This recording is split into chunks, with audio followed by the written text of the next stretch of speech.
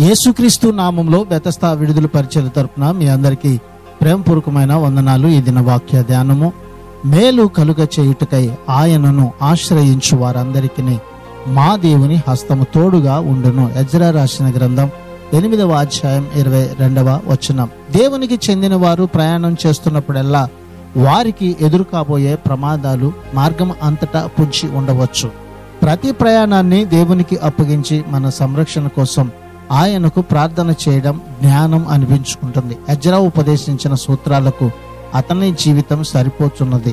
తన సాటి వారి దృష్టిలో తాను ఉపదేశించేదాన్ని ఆచరించేవాడిలా కనిపించాలని అతనికి ఉన్న ఉద్దేశం. కనుక ఇది దేవుడు మనకిచ్చినటువంటి ఈ వాక్యాన్ని బట్టి దేవుడు మన జీవితంలో మేలు కలుగ చేయాలి అంటే మనము ఎల్లప్పుడూ ఆయనను ఆశ్రయించిన వారమై ఉంటే ప్రభు యొక్క హస్తం మనకు తోడుగా ఉండి నిత్యము మనల్ని బలపరుస్తూ ఉంది. ప్రార్థన.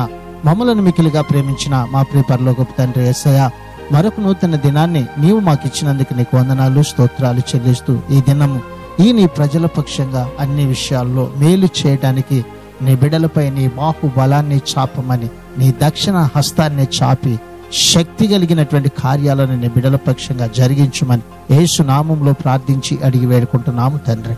ఆమెన్.